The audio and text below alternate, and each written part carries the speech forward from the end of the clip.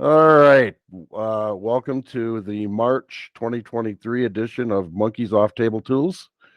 We've got John and Arnold here as guests so far. Maybe some more will drop in as we go. This month we're talking about uh, the rec poker theme of the month, which is C-bet ranges. Last month it was sizing. This month it's ranges. So we're going to use this as same hands and situations as we did last month. And what you see up on the screen here is it. Uh, Across the top, you have, first of all, at 40 big blinds, you have these four different flops. And then down the left column, we have the four different situations in based on table position. Green is where the C better is in position, and yellow is where the C better is out of position. So I won't belabor these too much. Last month we spent a little time on them because of the percentages here.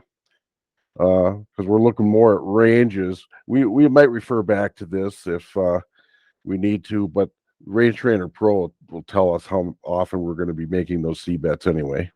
So we probably won't have to. So I'm going to stop presenting for just a second here to go to my other window.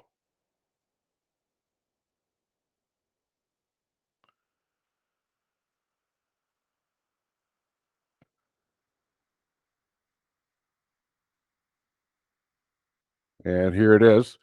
And this is the first situation. That's the ace of spades, queen of hearts, and the seven of hearts. So I even have to lean up closer to it to see it. That's pretty tiny. Ace, queen, seven, two tone. So that's two high cards and two tone. And we are in the early position, going to be c betting against the big blind. It's the big blind's turn right now, and of course, they're going to check in sequence.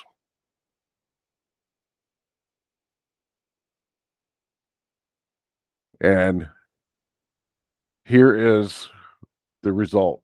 The range is here. You can see there's virtually no yellow for check. We're betting everything. Uh, we're betting our entire opening range here. Why do you think that is? Well, as discussed on the podcast recently, we've just got a massive range advantage here. Yep. We've got all the sets. We've got ace king, ace queen, uh, everything that they shouldn't have that Yeah. hits this board so well. Yep. Our range advantage is huge. So, and we're not talking about sizing this month, but it's almost our C bets are almost all for big size, or more than half for big size, Yep. with the notable exception of pocket aces where we're going for small size. So, that's actually kind of surprising to me. Normally, I wouldn't think that. My normal policy is if I flop top set, especially uh, top set of aces, I'm going to let them go for a street and see if they can catch up because I've got this board so dominated. But maybe it went for a small bet like this because there is a flush draw out there, even though it's blocked. Yeah, I've been thinking about that lately as well, and I guess it's a form of balance that Yeah. if you're always doing that with your aces, it you know is readable. Of course, Hmm. again, at the stakes that I play at, it's not readable. No one's able to read something like that. But Yeah. Yep. Yeah. It always sends up a red flag in my mind when I see a flop like this with two high cards and the open raiser just checks. Either it's a red flag because they're slow playing something, or they completely missed and they don't know enough to bet anyway right, when they have a range advantage on this kind of a flop. So I always take a note when I see that happen. It happens more often than you'll think. yep. All right, let's go to the next scenario here. Yep. This time we're in early position, C betting out of position against the button on that same flop. So on here, you'll notice there's a lot more checking. We're checking almost half the time. So why do you think we have such a mixed strategy? And how would we turn a mixed strategy like this into a human strategy?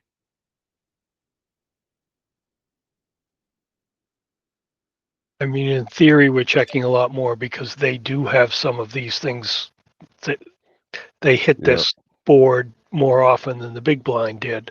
yeah, I would argue that we still have a range advantage. Maybe yeah. it's just, they could, what is it, ace queen? What's the Ace third queen, card? ace queen 7. If you look at the red there, it's Ace got it queen. actually. If you Oh, up up top. Okay. up there, it's got ace queen Yeah. 7. So So yeah, I mean, they can have ace queen here, king jack. Clearly, they could have hit the board a little bit better than they did it from the big blind, but Yeah, I'm surprised that it's quite this much checking. yeah. The reason that I think that there's this much checking is because we're out of position for the rest of the hand. Right, but no, that's part of it. for the rest of the hand, yeah. You're Yeah. essentially 50-50, right? This is where you want to bet your strong hands.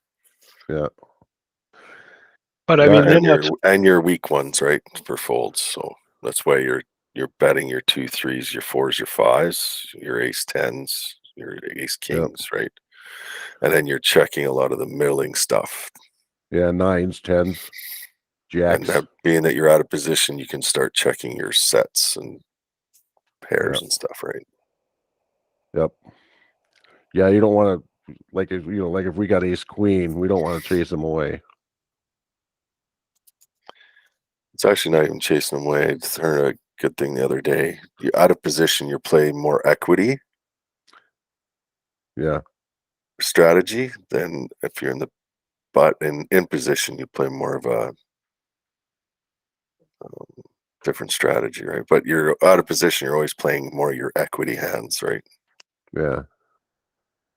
Because it's harder to play because you're giving away information Yeah. before he has to give you information. You can check your high equity hands and bet your lower equity hands, right?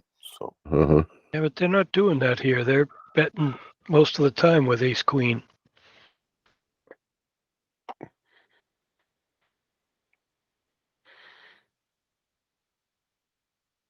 yeah, I mean you're yeah, I guess the closer you get together, I guess like if you were MP, maybe you'd be a little closer. But yeah, you're betting your value, right? And your junk. And then you're Yep. kind of checking your middle stuff like your sets, your 2 pairs on a flush board are have still need And a little protection, right? Whereas your sets and was it the 7s are betting because they're a second nuts. It's So that's something yeah, I the was playing with, right? yeah, the sevens are your bottom set. Yeah, and there's always bottom set always gets bet big Yep. or bigger, right? You always bet them out. Your top set, you tend to check back a little bit more. Yeah. I think it's interesting, and I've seen this in other exercises that we've been doing, but the nines and the tens, the things that are not going to get anything better to fold. They're only going to get worse to fold. Yeah. So they're being checked back a lot. Yeah, because they'll have a ton of small aces and queens, right? Queens will be a big chunk of their range. Yep. And not only that, but you do need to have a check calling range out of position. Yeah. Because like if you're betting your tens and your jacks, what is your check calling range? You don't really have one if you bet these. So now I saw one of the leaders of Poker Power about a month and a half ago make a bet like this, but she was betting into a very frequent limper who called her, and she was in the small blind. And almost positive she was doing that as an exploitative play. Yeah, like if you have somebody you know is going to barrel if you check, I mean, you check back Yep. everything, right? Yep. That's the exploit, right? Well, she was the C better. Yeah. Because he limped. She bet in the small blind. I folded. I was in the big blind. And then the limper called. And then she bet the flop of King Jack. She had a pair of tens, and she bet King Jack and then some low card. And he called, and then they checked. They checked it down the rest of the way, and she showed down her tens. And for my first thought was, she has no check calling range out of position, and I'm in position on her all day. How do I exploit that? But at that time, I did not know that this was one of the major players in poker power. So, Did she win the hand? yes. Yep. The limper mucked. I didn't see what he had. So, so you could bet this as an exploit. Because I think that the solver is checking these middle pairs just to establish a check calling range. Yeah, like if you go to the big blinds range, calling range, right? You'll see that there's a bunch of that stuff in there, right? Where you're kind of at the same, nobody has a range or nut advantage. Yeah. So let's see. EV here. These can be a little hard to read, but you'll notice how the EV is for these middle pairs is in the red. It's not great. So basically, aces are looking good. Queens aren't even great, which is kind of surprising. But aces are looking good, and then there's no sevens there except for a set. Yeah, I guess they're really expecting there to be a lot of queens in the buttons range. Okay, I misclicked on that. I needed to have in position selected here. So in position. No, you Well, need no, I out of needed that. I needed out out of of position. position. Yep. Yeah. Yeah. So I thought I was wrong, but I was mistaken. Part of the reason you're betting your sevens there too is because you unblock their ace queen, right? Yeah. Aces and queens. So Yep. that's why a lot of you'll see the bottom set get bet a lot. Yeah. Right, where the middle set, because it's in it hit our range, not so much. Now, if this had been like ace 3-2, then they'd probably be about the same.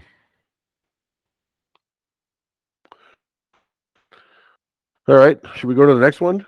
Sure. All right. So now this one here is again the same flop, but now we're cut off against the big blind. So now we're back in position. Big blind, of course, is going to check range. And pretty much same situation, except even in this case, these middle pairs are in a checking range. Probably to the check back range in order to call the next street if the big blind leads out. Would you guys agree with that? Yeah, I just think on this board you have the big blind crushed, right? So you're always be betting. Yep. Yep. Except it is giving us, because we've got a much wider opening range. We're not quite as dominant with this flop as we were in early position. So we do have a little bit of a checking range here, but not much of one. Basically, our worst queens and the middle pairs. Yeah, at 12%, I don't even think you really have. It's not really Yeah. relevant. I think you're just betting there, but Yeah. Probably right. Otherwise, you're trying to play like a machine instead of the human that you are. yeah. And even with those checking ranges there, they're still half and half. I mean, betting is still an unexploitable play. Yeah. Yep. So for all those same reasons as when we were in early position. So now cut off against button. Our checking has gone way up to 71%.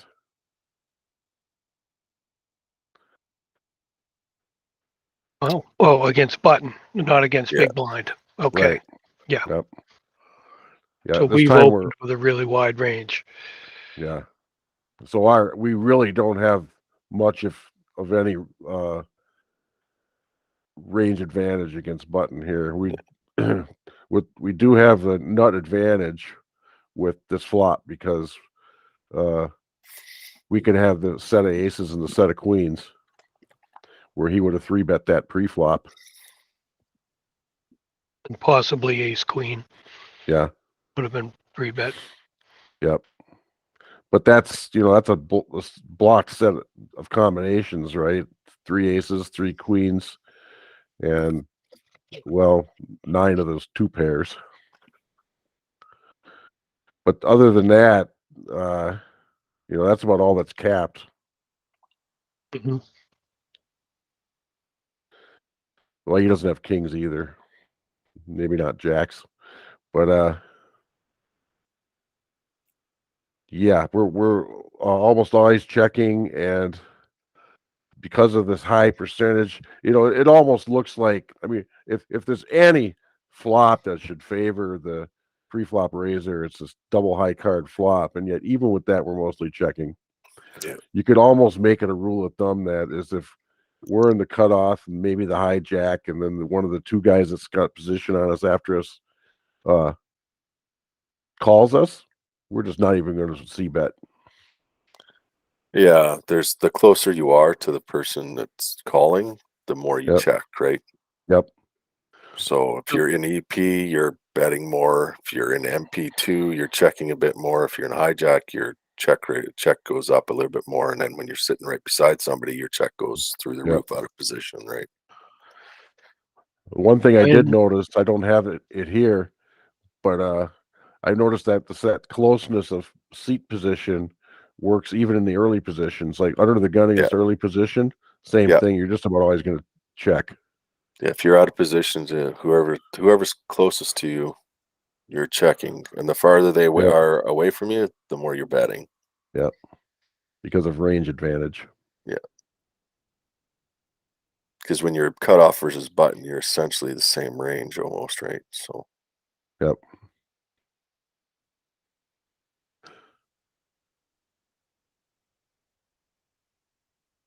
First one we looked at where we were betting 98% or something, we were in position, correct?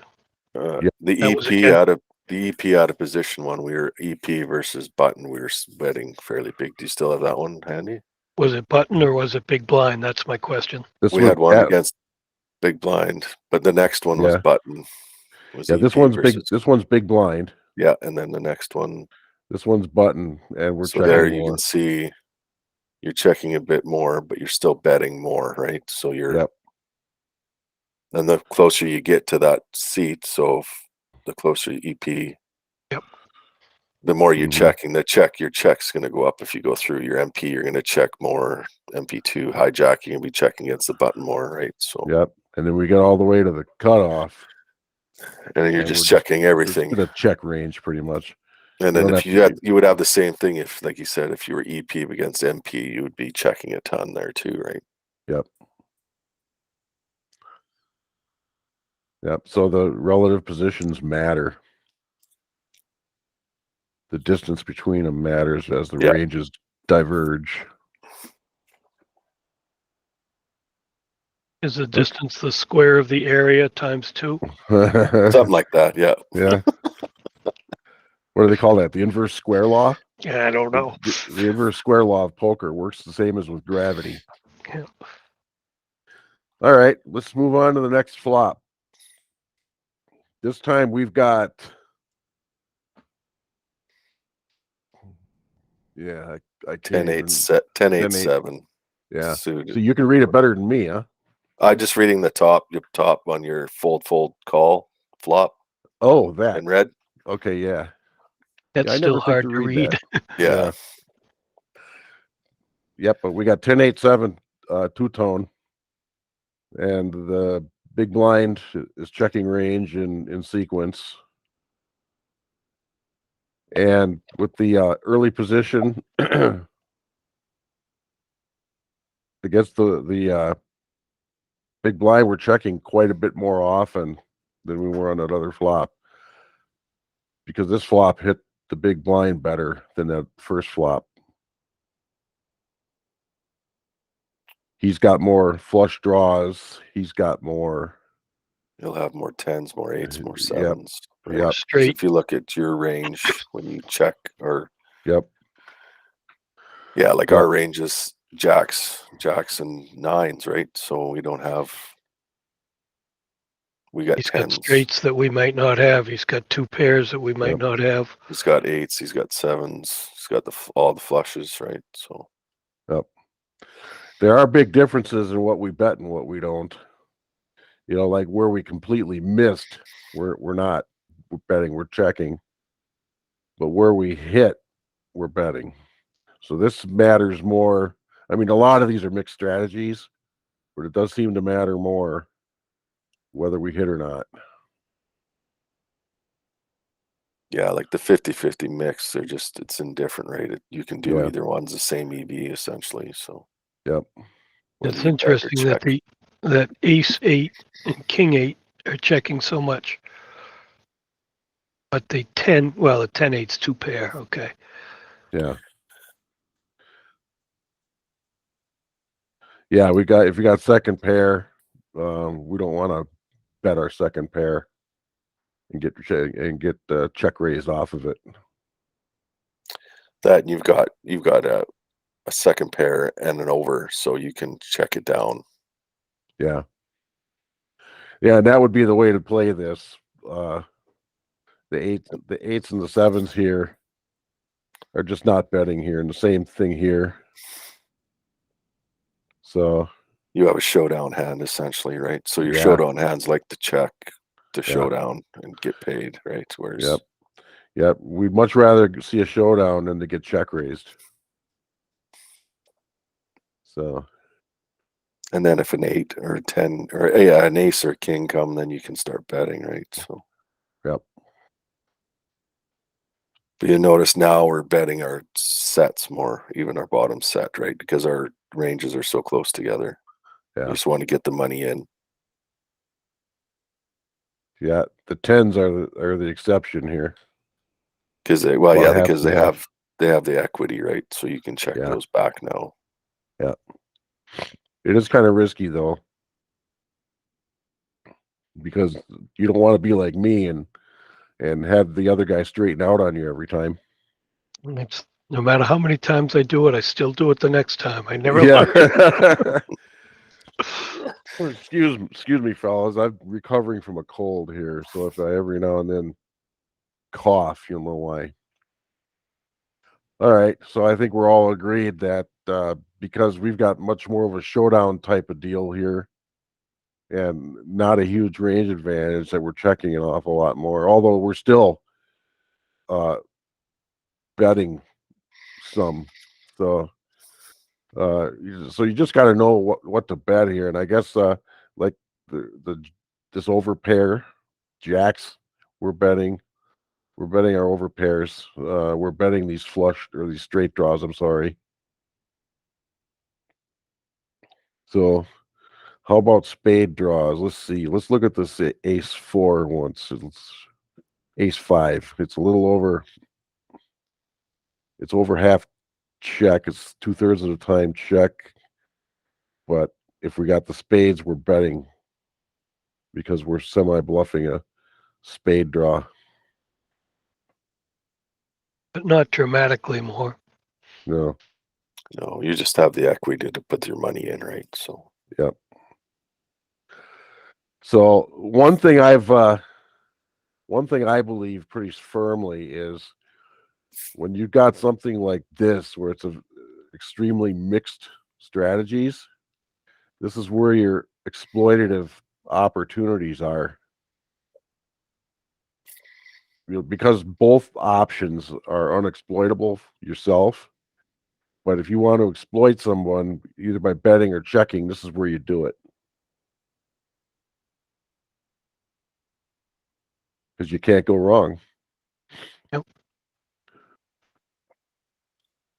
Yeah, All like you if you can do click is on make your extra money. EV there, your EV will be this pretty much the same.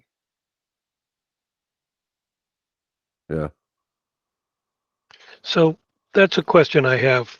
I understand that in theory, betting or checking is indifferent, but they say to do each 50% of the time or whatever it is here. So if I'm betting King Jack suited every time, am I really still indifferent? Or the fact that I'm betting it every time, I'm no longer indifferent? If you went up against a reg in your casino who's a professional for a whole year, he'd figure it out. Yeah. I think in the stakes we play, like I think most of us are playing under, I don't know, maybe I'm wrong, but around that 50 and under, right? Yeah. There's not too many people that are paying that close attention to No. what you're doing. Granted, I mean, I'm playing on ignition where the most Yeah. hands somebody's going to get on me is one tournament. Yeah. That's the most they can record on me. So in that part of it, they're not paying enough attention that they're gonna, even if they have like how many people are running. Yep. Because it costs money, right? To run a HUD on ignition. So Yeah, it's $20 a year. I finally broke yeah. down and did it, and the difference is amazing. Yeah, I no, started, it's definitely, you can see who the fish and stuff are for sure with, yeah, especially if you play a couple tables. But yeah, they're never gonna, you're just Yeah. going for value then, right? So Yep. Yeah. Now the one thing to remember here is even on a site like Ignition where they're all anonymous, and say you're playing the zone where you're really anonymous, right? You can't even gather numbers on the individuals at your table in that session. You still need to think about the fact that if you're always betting in all these mixed strategies, you're probably losing money because you're betting too often. Just because of the population. I mean, you're betting too often against the population in that case. And if you were to go up against a robot that has the population's numbers, you'd probably make more money doing it like what we see here than if you were just to bet every time for all of these mixed strategies. So does it make sense to say I'm indifferent on any given hand, but I'm not indifferent yeah, I in the think long-term strategy? if somebody's gonna Yes. have stats on the stats, you're gonna tell them that, you see bet 100% of the time, not he see bets with King Jack on a 10, 8, Yeah. 7 board, right? Right. Yep. So as long as if they're running stats, as long as your stats aren't 100%, you'll be fine, right? Yep. Because that's what I look for. If somebody's c betting 100% of the time with 15, 20 hands, then I'll be checking back and jamming it back into them, right? So, or I'll be check raising them more, right? Yeah.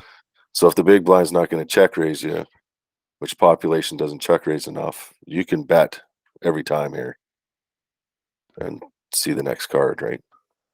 Yeah. And In then that case where you have a population that's not check raising enough or floating or whatever. yeah, their fold to c bet is another stat, right? If they're Yep. it's yeah. That's what I look for anyways when I'm Yep. doing my stuff. I mean, you need to know kind of what the solver's looking to do, but if population's only check raise 5 to 8%, you can bet every time and not worried about getting check raised, right? It's the same as your pre-flop. If nobody's 3-betting you, you can open any 2 cards technically, right? Yeah. I've seen guys do that even in an $1,100 entry tournament when they weren't getting c bet enough. They started betting almost everything. Yeah. Or if you see a guy's got a C or a fold to 3-bet 100%, you can 3-bet him with any 2 cards. Yep. Yep. Yeah, and in that case, even if you got a player or two behind you that does 3-bet properly, if the rest of them don't, you can still bet all Yeah, the time. you can still open your range up a little bit, right? Yeah. And if they fold every time, nobody's going to see your cards, so they'll never know. Yep. Yeah, I was in a tournament last night, and the two people to my left were, we're talking maybe 40 or 50 hands. They were playing 7-2-0 and 4-2-0. Yeah, just So total fish. I just bet every single button and I stole the blinds every single hand Mm-hmm. till once I got played back at, and I knew to fold, and ended up the guy had pocket queens. So Yeah. Oh, he showed up. yep. Yeah, Well, if you no, do that, somebody else called. Oh, if you do that 3 times and they bet back at you once, you're already ahead, right? That's the whole. So cool.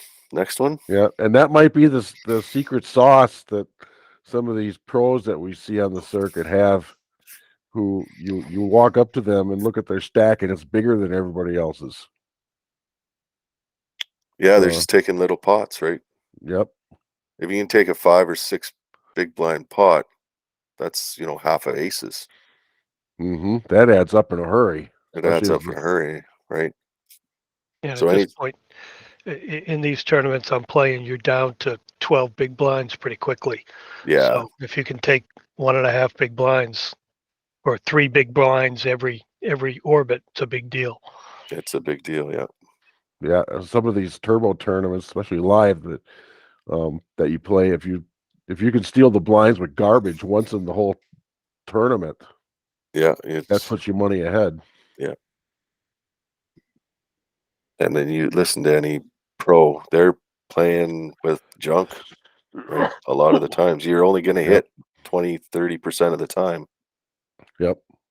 Yeah, and they're playing it because they know you're going to fold too much. And that's where your range advantage and your fold equity come into play, right? So. Yep. The nice thing at our stakes, if you do bet and they jam into you, they have it. So you They just just fold. told you they have it, so you fold and They're very cheerfully honest, move on to the right? next hand. Yeah. I haven't always figured that one out, unfortunately. No, I haven't either. I've called too. Yeah, same thing last night. I had pocket kings, and the guy jammed on the river, and I'm like, I just couldn't figure out he didn't have anything that beat pocket kings. I just couldn't figure it out. So I made the call, and he had hit a flush that I didn't even see coming. Yeah. Yeah. Yeah. Sometimes I get so sticky that on one of my recent tournaments down in Chicago, I got pocket kings, but then an ace came out on the flop, and I was not about to leave, and he went all in on the river, and I knew I made that call knowing I was beat. Yeah, and your gut said don't call, so you do anyways, right? Yeah. Perfect. All right. Yeah. All right. Same same flop, but now we're in early position against the button. So checking about half the time. It's a mixed strategy. Totally mixed. So how do we adjust this to make it reasonable? Say that we don't know our opponents yet, and say we're in a kind of a bigger buy-in game that they're probably not a total bunch of fish. I think you're just still betting your value here, right? Yeah. And maybe with a few bluffs that have equity. Yeah. Just to keep your frequency straight. Like you got your jacks or middle pairs are betting, right? Yep. Or it's top pair. If you have jacks and queens and kings, your tens are mixing. Yep. And now all your small cards are essentially checking back. Yep. Stuff they completely whiffed.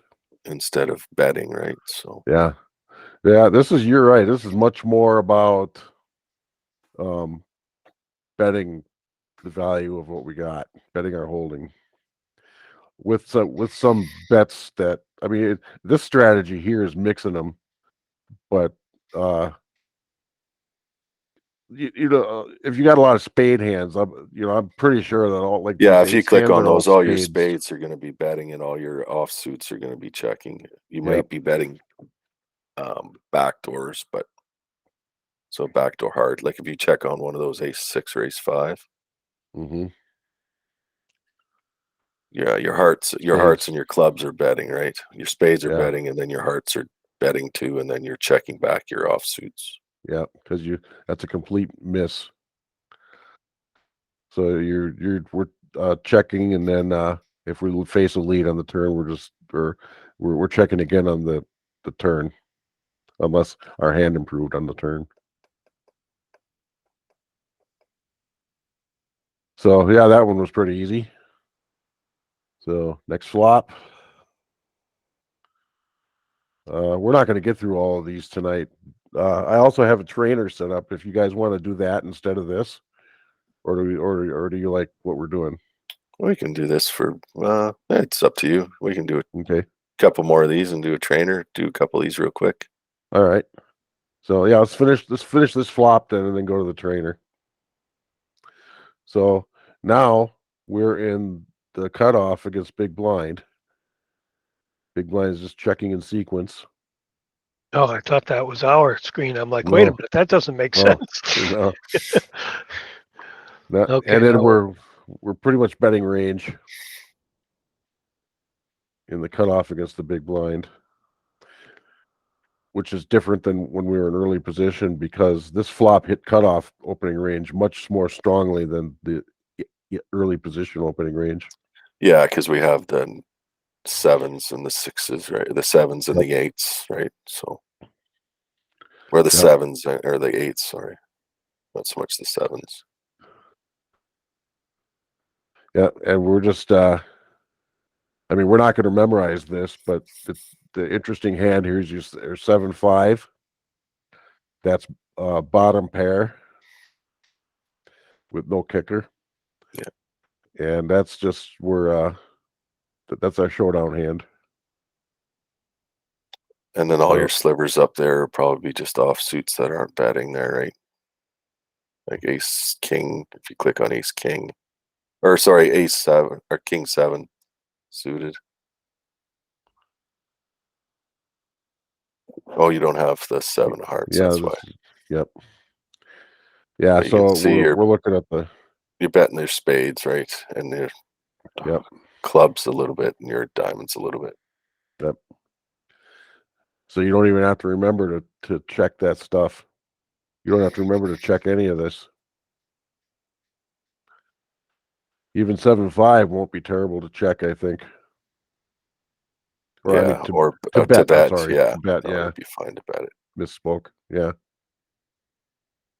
All right. And then last hand on this flop. And then yeah, we're close together again, so we're checking, Yep. right? Yep. Pretty much checking range because we're not going to remember. Now we got top over here, and I think we're going to pretty easily remember that for ace 10 suited and ace 10 off. Yeah, If we got top, we can go ahead and bet it. like on the king queens, or like all the stuff that's mixing. I'm gonna guess if you click on it, it's gonna be the spades that are betting, and you're checking everything else back, right? Oh, the hearts are betting more, but Yeah. But you don't have to remember that. That's just we're betting the two pair here, and the top because we got so much value. Might as well try and get some value out of the hand now. That would be easy for us to remember. yeah, Kings. like your queen. Where is it? Queen 9. What's queen 9 doing there? Queen Here? 9. Queen 9 suited. Yeah, About the it's same betting. on all the suits. Yeah, Yep. suits, and I think it's probably pretty much this. Bet big, a little bit bigger. Yeah, interesting. Yep, because we've got a gut shot with an over. Yeah. All right. Oh, okay. The trainer. The one that's the most fun is with the two high cards, right, guys? So we've got the trainers, the post flop trainer set up with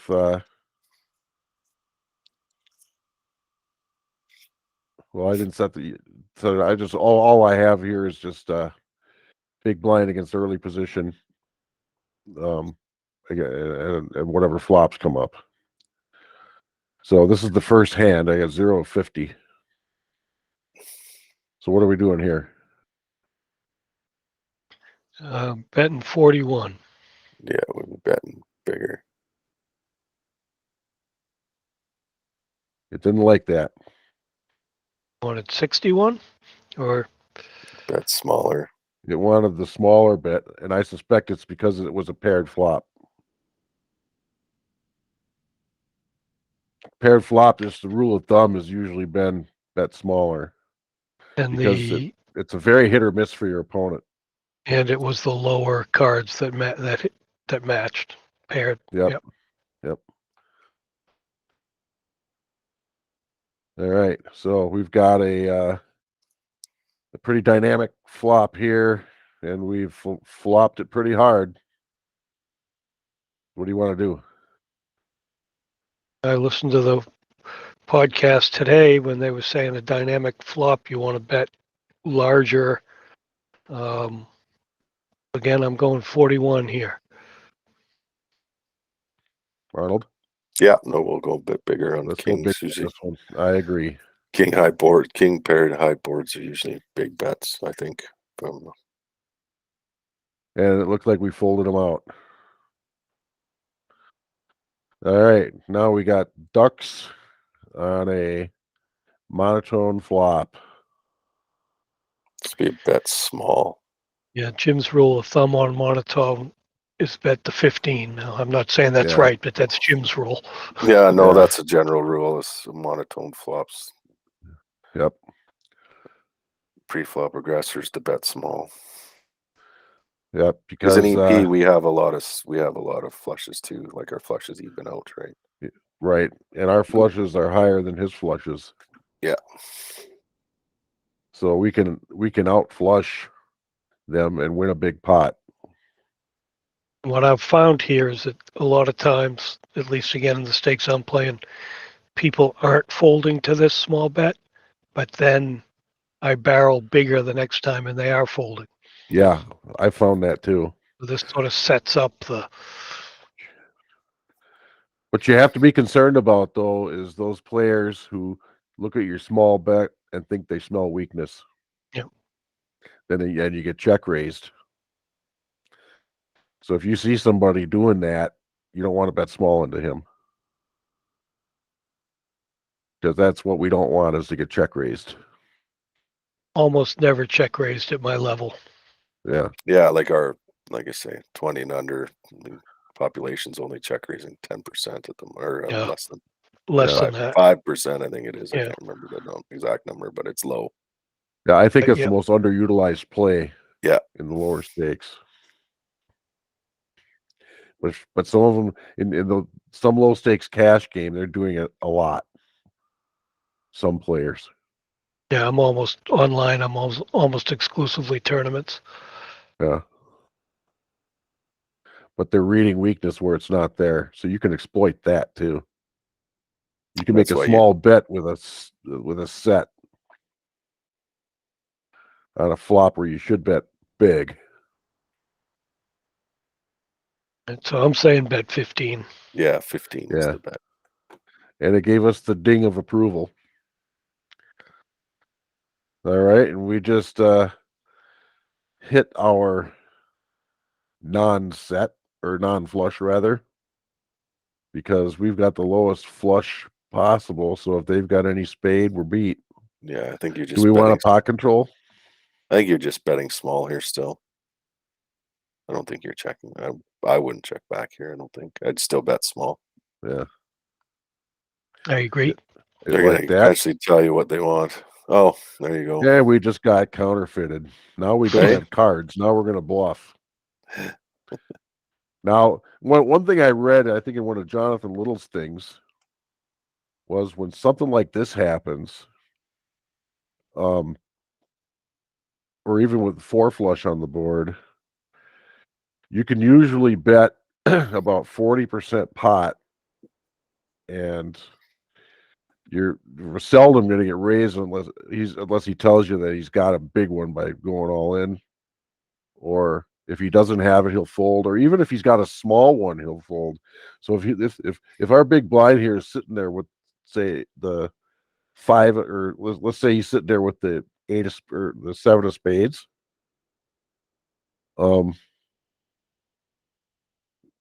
he's likely to fold because he'll give us credit for having a bigger spade. In my games, I'm usually betting small here. If they check raise you, you fold, and if they call, that is what it is. Because nobody's folding. Most people aren't folding a spade here, even on a four flush. Yeah. I've never had good luck bluffing them out, so that's just me. But no, let's try the small one. Probably wants to check, but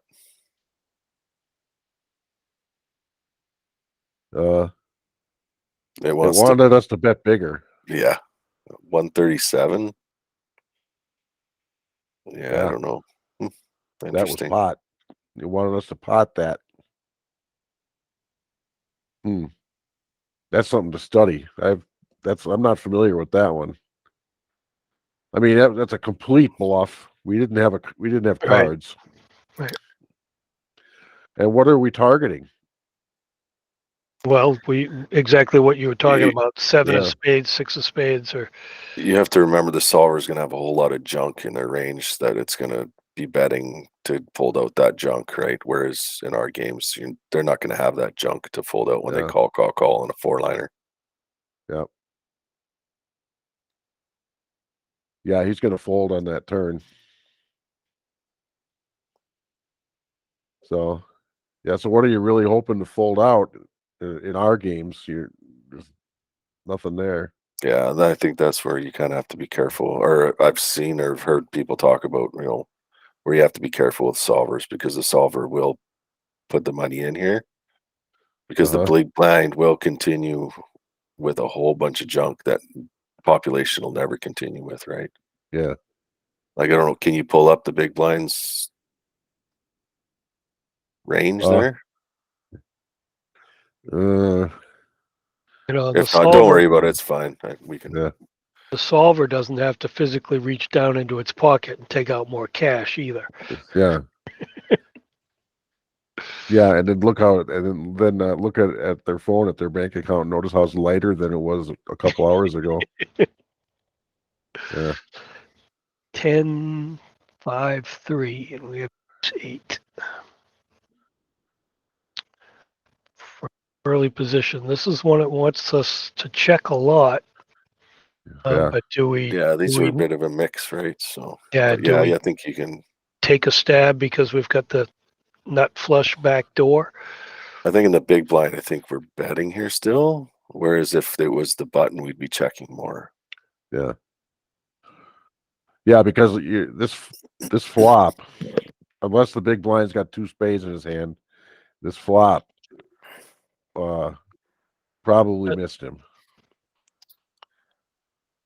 I mean, he might have caught a random 10 or 5, or even a deuce, or have 3, 4, 4, 6. But even like he'll have stuff to continue. But I think on a 10, this board you're going to be. Usually, you don't start checking back until it's an 8 or under, 7 and under, right?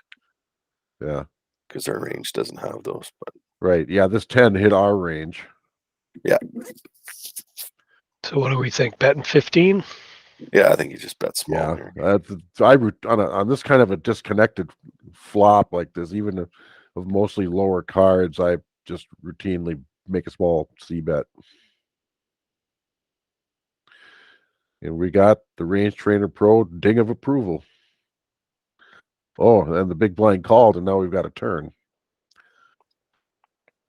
And a scare card comes out. Yeah, but again, it should be more scary for them than for us. Yep. Yeah, and so, which continues the bet, but also which continues the story. Is what I was trying to say. Yeah, we have to continue the story because if this goes to a river, we don't want to bust up our story by checking here. Then we're not going to be able to easily bluff him off of this off of this pot if another brick comes out or something. I think with the queen coming off, I think a guy can bet half pot there. Yeah, I was going to say 61. Yeah, I agree. it's 2/3 actually, but Oh yeah, I guess two Yep, thirds. it liked it, and we folded them out just as usually happens. Small on the flop, big on the turn. Now, if a small card come out, then I think you'd want to. We have to careful. continue the story. If a small card comes out, like something under a 10, I think you have to be fairly careful there. Yeah, yeah, I think a small bet would be more in order. Because then the more two pairs come into his range, right? Then yep, straights. Yeah. Straight draws. king Yep, but I seven. think it's important to continue the story too. Yeah, if you're gonna go if you're gonna think you're gonna get three streets out of it, right? Yep. If you don't think you're gonna get three streets of value, then you're kind of. Yep, you're throwing your money away then. King high. I think we're Yep. betting 41 here. Betting bigger with the king high. Yeah, and two broadways on the flop. Yeah. I think it's a pretty standard 2/3 bet. I'll go with that. All right. So does KL Cleaton.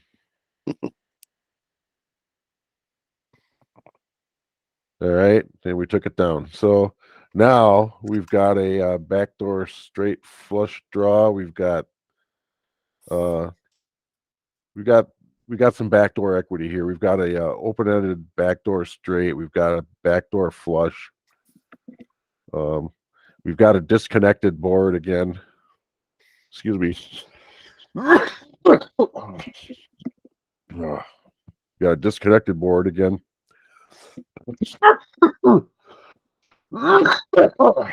Excuse me. Holy moly. Okay. Was that really loud for you guys? Did I cover the mic enough? Yeah, no, it was fine. Okay.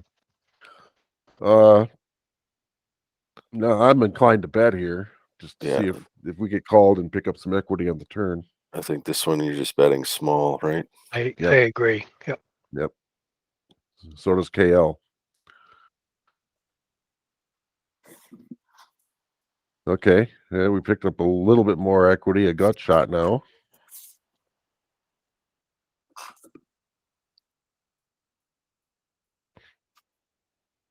But our flush draw died. What do we want to do here? It's the board is starting to straighten out a little bit for us, but also for the blind. Yeah. Yeah, like the range, we don't have the nut advantage here. I think. Yeah. I'm at best betting small, but I might be checking this back. Or Yeah, checking. I think it's either check or bet 61 because solver always wants to bet bigger on the turn, right? So Yeah. very rarely small you're turn betting bets are not small. something you see. Yeah. No, so you're either going 61 or 91 or check, right? So it's either a bet or a check. Which one is more? The gut shot. What are we trying to fold out, I guess, right? It's the bigger bet makes it more polarized, and the gut shot is kind of a polarized. We're on the bottom end of a polarized range there. I think this might actually be a check, but yeah, I was gonna say I'm voting for check. You guys can do what you want, but okay. Just with the gut shot and the low card that came. Yeah. We're in kind of some danger.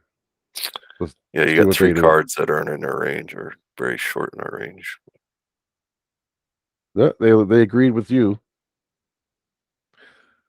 And now flush draw got there.